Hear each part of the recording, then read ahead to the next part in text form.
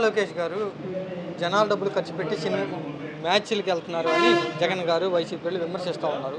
ఆయన ఏమంటున్నారంటే నేను నా సొంత డబ్బులతో వెళ్తున్నానని లోకేష్ గారు సమాధానం చెప్తా ఉన్నారు. ఏది నిజం అంటారు?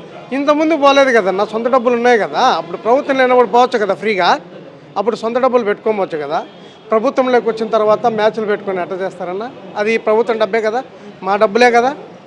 ప్రభుత్వం లేనప్పుడు నువ్వు అప్పుడు పోయేది మ్యాచ్లు చూసేది, విదేశాల్లో తిరిగేది, అది నీ డబ్బు అనుకోవచ్చు. ఇప్పుడు ప్రభుత్వంలోకి వచ్చిందిగా ప్రజల డబ్బు వాడేసేది, ప్రజల డబ్బు కాదు నా డబ్బు అంటే ఎట్లా నమ్ముతారన్న జనాల? నమ్మరన్న. చెప్తున్నారు కదా లోకేష్ నా డబ్బులతో వెళ్ళాను, cinema dialogue Pushpa cinema dialogue చెప్పారు. నేను కానీ చెప్తానన్నా, నేను కానీ చెప్పిన ఈరోజు నా డబ్బులతో నేను వచ్చిన, నమ్ముతారా? నమ్మరు కదా. జగన్మోహన్ రెడ్డి ఇచ్చినారని నమ్ముతారా? ఆయన ఎందుకు ఇస్తాడు పాపం? జగన్ కూడా మ్యాచ్కి వస్తే తీసుకెళ్తాను నా డబ్బులతో అంటున్నారు లోకేష్ గారు. జగన్ పిలిచిపోయేంత స్థాయి ఆయనది కాదు, అది తప్పది, అది చాలా తప్పన్న. నీ డబ్బు అంటే చూపించుకో, నువ్వు ప్రభుత్వం లేనప్పుడు నువ్వు నీ డబ్బుతో పీచి చూసేదన్నా. ఇప్పుడే పోవాలా? ఇప్పుడు నీకు మంచి అవకాశం వచ్చింది, ప్రజలకు సేవ చేసి చేసుకో. స్థాయి కన్నా నువ్వు క్రికెట్ విదేశాలు అంటే దానికి నమ్మరు కదన్న జనాలు. సొంత డబ్బులు అయినా కూడా మరి ఇదిగో అని ట్రాన్సాక్షన్స్ ఎందుకని చూపించలేకపోతున్నారు, ఎందుకు బయట పెట్టలేకపోతున్నారు నారా లోకేష్? వాళ్ళు సొంత డబ్బులు అయితే నిజమైతే చూపించాలా, అది కాదు కాబట్టి చూపించలేదు, అంతే. మరి ఇలా ప్రజాధనం దుర్వినియోగం అవుతుందా? ఖచ్చితంగా చేస్తున్నారన్న, ఖచ్చితంగా జరుగుతుంది అది.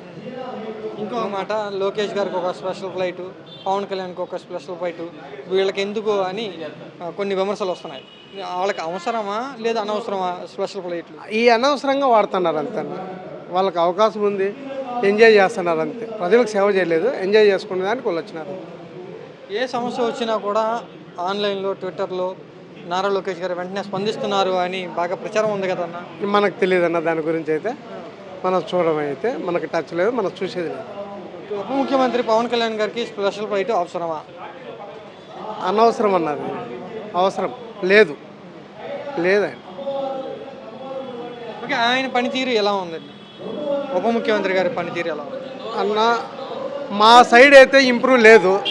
పిఠాపురానికి ఏమన్నా చేసినాడేమో మాకు తెలియదు అన్న, అంతే. మా ఏరియాకి వచ్చినాడు కానీ, పలంనేరు ఏరియాకి వచ్చాడు, చూసుకున్నాడు, వెళ్ళిపోయినాడు, అంతే. కానీ అక్కడ ప్రజలను వచ్చి మీకు ఏం జరుగుతుంది, అన్యాయం జరుగుతుందా లేదా, మంచి జరుగుతుందా లేదా అడిగిన నాదాలు లేవు.